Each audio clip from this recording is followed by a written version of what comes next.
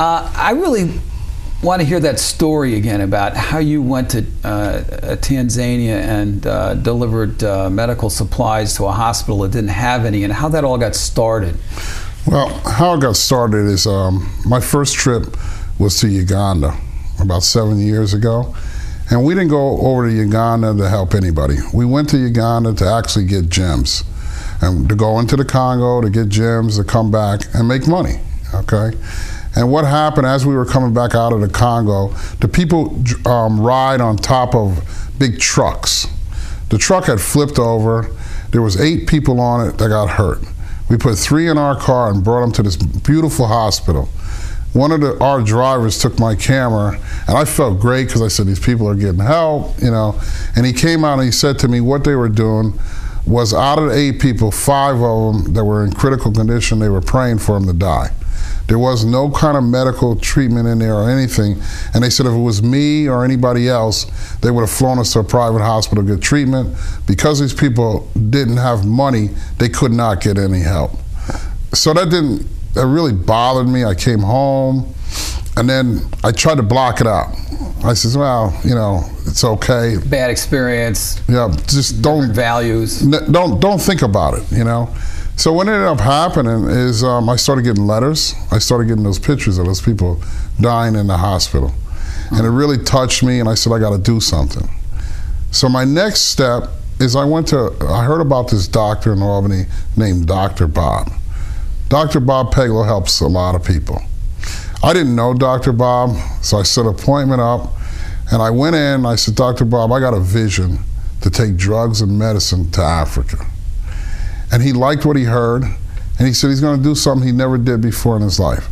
He gave me his license, and he said, if you're not careful, we're both gonna end up in federal pen, and I'm not gonna protect you.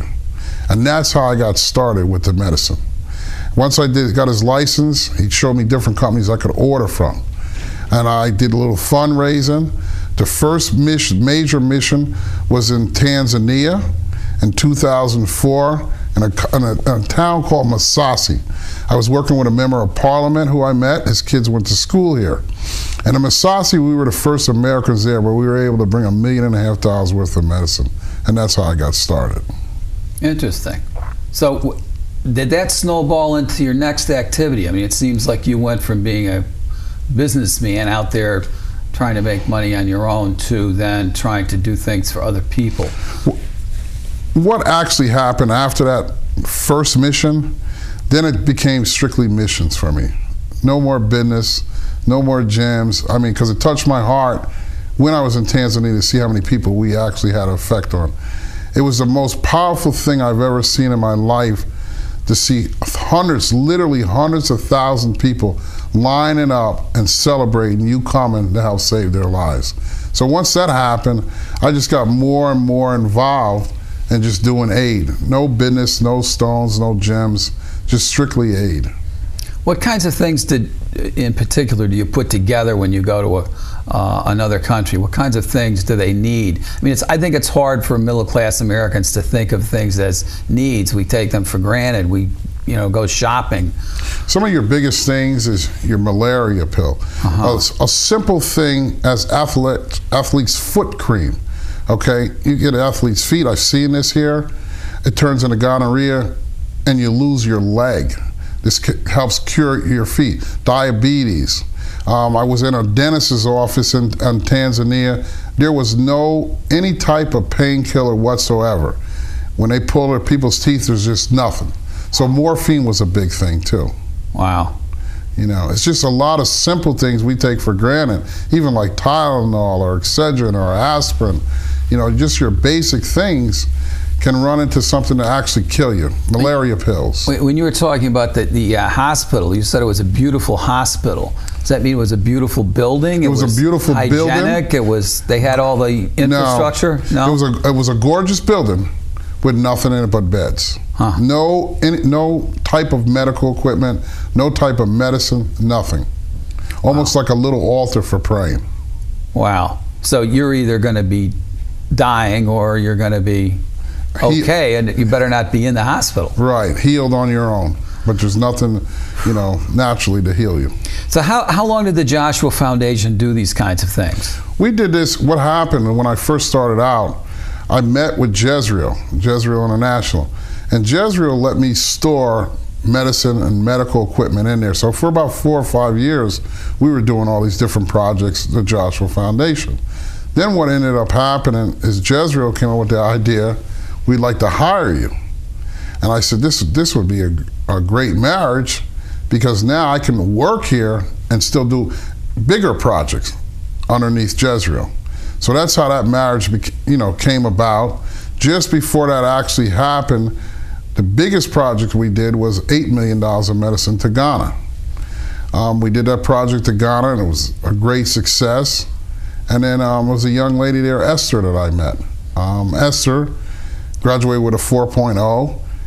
Bus flipped over. She was helping poor people right after, 2 weeks after graduation, lost her left arm. Her face was scarred. And they wanted me to meet her because they wanted me to help her come to the United States to get help. It wasn't nothing I thought I could do, and me and my wife got involved. 6 months later, Esther came to Albany. She ended up getting a new arm, plastic surgery, and her dream was to finish college here, and today she is in Albany. That's amazing. That's amazing. Is it typical that you get into situations through personal contacts? I mean, one thing leads to another. You meet somebody who wants to help out. I mean, one of the interesting phrases you used as we've been talking was that if you want to get something done, don't try to do it for yourself. Try to help others. Try to give to others, and that's how you actually get back. What is it that you are doing all the time for other people that gives you such satisfaction? What's the connection there? The connection is, I like, when I wake up in the morning and I do prayer, I always say, who am I going to help today? Okay? Anything I know I would like, or my wife or my daughter, we already have it. Okay? I do this on a 24-hour basis. I do it locally, and I do it overseas. But it's something that I enjoy doing, And it's not about me, saying, look what I'm doing, because I'm not doing it, I personally believe, that it's God, that's helping me do everything that I need to do.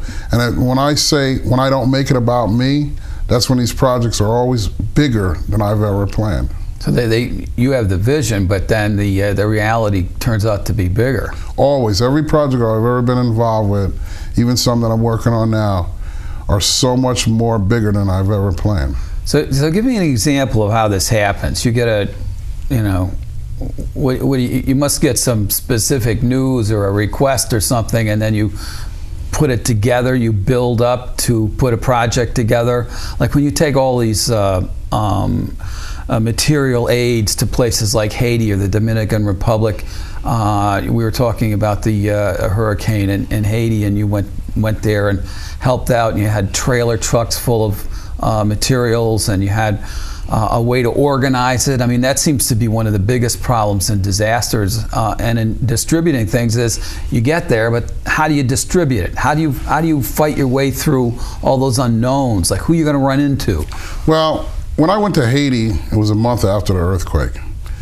And I went with the dentist for the president of the Dominican Republic. When we went in and we drove in, and I seen these people sleeping underneath sheets.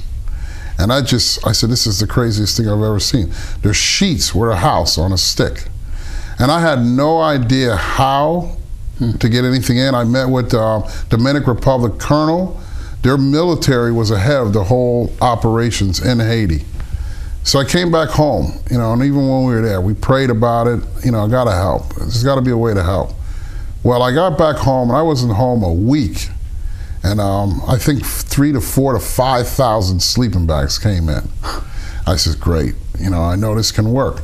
And then when I met with a guy named Dave Lorenzo from Compassion, I realized that he had 2,000 people on the ground in Haiti that had been there for 10 years. So they were already there working before the earthquake even happened. And once we got talking to him, that opened the door. He already had the connection. He's been working in 360 countries. These containers could go into Haiti because he already had the people on the ground. So really it just came with a vision being there, coming back, and the prayers, and it just opened the door for a lot of aid to go in. Do you think you've gotten enough public attention for these kinds of things? I mean, do you have a sense that people generally understand that there are people like you out there doing things, and it's not just government agencies or the well-known nonprofits operating? I don't think so. I don't think you can never get enough public attention to keep sharing. The more you keep sharing, I feel, you know, over the years I've been able to share a lot publicly. The more you're able to share publicly, the more other people will want to get involved, you know, because they can actually see it's real what you're doing, you know. And I think that's always a plus. Yeah. It's always a plus. How big is Jezreel? We got a number, how many people work for it, how many warehouses have they got? I know you were talking about the size of warehouses and what's in them and everything. How do you describe to people how big an operation like this is?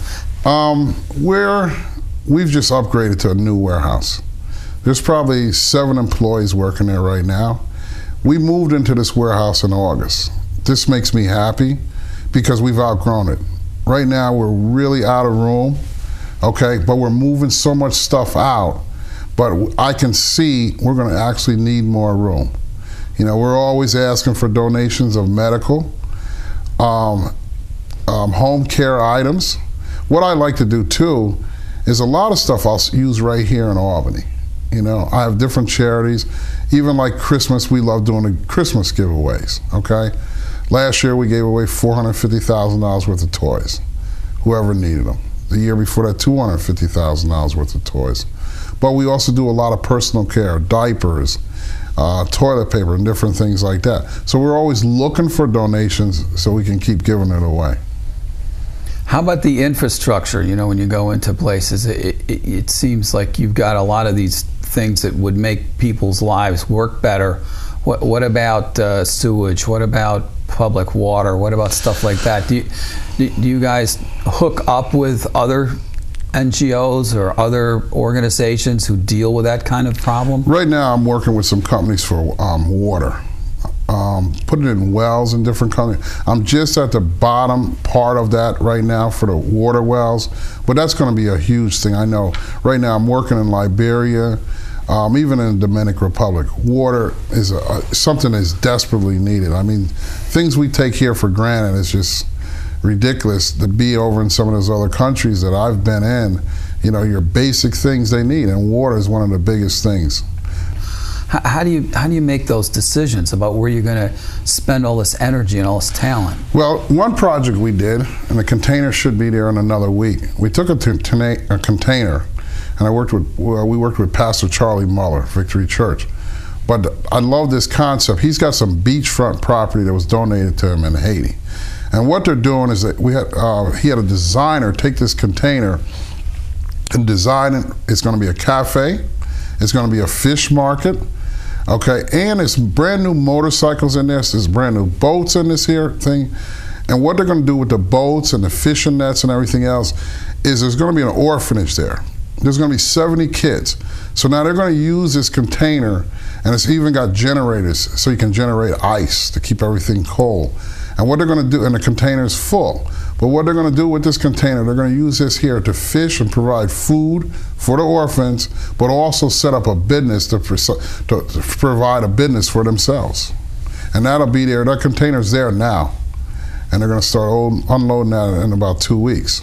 My other project that I was working on that is dear to my heart, there's a lot of orphans without sneakers in Liberia. So what's happening right now, July 26th, there'll be another container in Liberia, which I should be going over and help hand these out. But we have over, I think it's over $640,000 worth of sneakers that'll be hitting by the 28th to give out to the orphans. That's incredible. We sent 30,000 seeds. They estimated with these seeds, the growing time is so much quicker in Liberia because of the weather, but it's 30,000 seeds they're figuring out. They're going to start planting toward the end of July and the rainy season, and then toward the end of August, these seeds should be coming up good, but it should be enough food for 200,000 to 300,000 people.